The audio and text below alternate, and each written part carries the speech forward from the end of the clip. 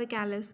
ये एक trending question है 2024 यूनिवर्सिटी एग्ज़ाम में भी इससे एक क्वेश्चन MCQ आया था and this question is also trending in another term tests. So ansa cervicalis जो कि हेड और नेक का टॉपिक है ये आज हम पढ़ेंगे। एंसा मतलब होता है लूप और ये लूप किसका है? नर्व का लूप। और ये लूप कहाँ पे स्थित है? सर्विकैलिस। सर्विकैलिस यानी कि neck region.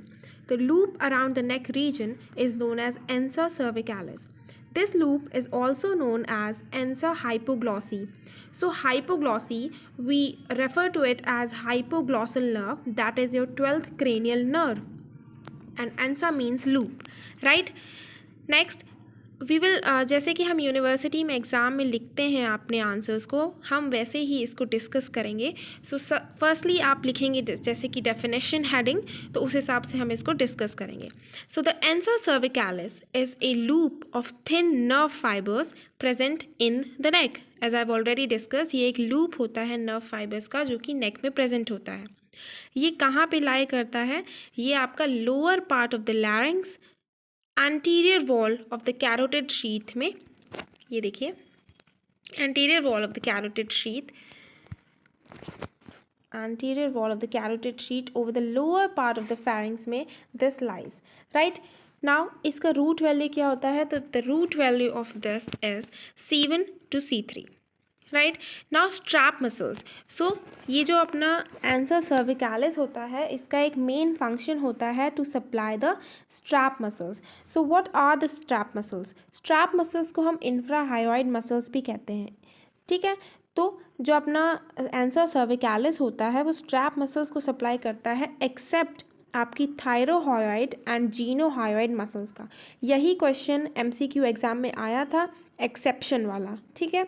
It supplies 3 strap muscles, that is your sternohyoid, sternothyroid and inferior belly of omohyoid. Now we will see the formation.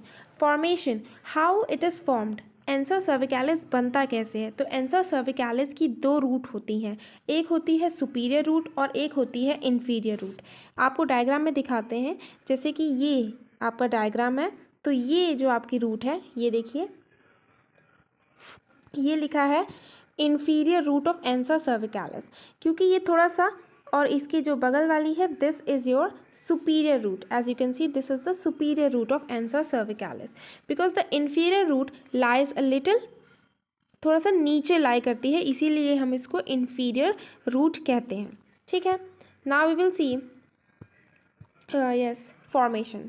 तो superior root और descendens hypoglossy, जिसको हम descendens hypoglossy भी कहते हैं, तो इसकी जो फाइबर्स होती हैं वो फर्स्ट सर्वाइकल नर्व से अराइव होती हैं। सुपीरियर रूट को हम descending branch of hypoglossal nerve भी कहते हैं। It runs over the internal carotid artery and the common carotid artery in front of the carotid sheath. तो इसके बारे में हमें यही याद रखना है कि जो सुपीरियर रूट होती है वो कैरोटिड शीथ के आगे चलती है, ठीक है। नाउ इन्फीरियर रूट, ये जो है जैसे कि हम जानते हैं रूट वैल्यू C1, C2 और C3 है, तो सुपीरियर रूट C1 से हो जाएगी और इन्फीरियर रूट C2 और C3 से हो जाएगी। और जब ये रूट डिसेंड करती है तो ये वाइंड्स अराउंड, किसके अराउंड घूमती है, किसके अराउंड लूप बनाती है? इंटरनल जुगुला वेन के अराउंड।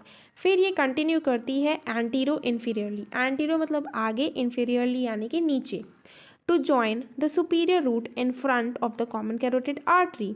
तो जहाँ पे सुपीरियर रूट गई थी फ्रंट ऑफ कैरोटिड शीथ या front of common carotid artery, वहीं पे ये भी जाके जॉइन हो जाती है, और इसी को हम डिसेंडिंग सर्वाइकल नर्व या डिसेंडेंट सर्विकैलिस भी कहते हैं।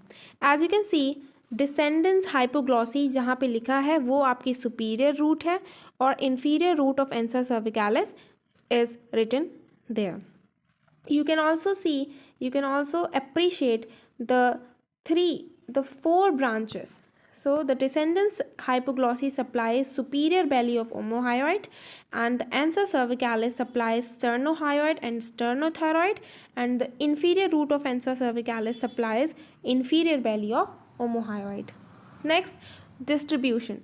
So this is the important question. So superior root to the superior belly of omohyoid, ansa cervicalis loop to the sternohyoid and sternothyroid, inferior root to the inferior belly of omohyoid muscle. Right, now we will talk about the clinical importance. So ansa cervicalis is clinically crucial for neck surgeries. जब भी neck surgeries होती हैं तो ये एक nerve graft, जैसे कि अगर हमको muscle का graft करना हो और उसमें laryngeal nerve damage हो जाए तो उसको re-innervate करने के लिए this is a crucial clinical landmark. Thank you very much.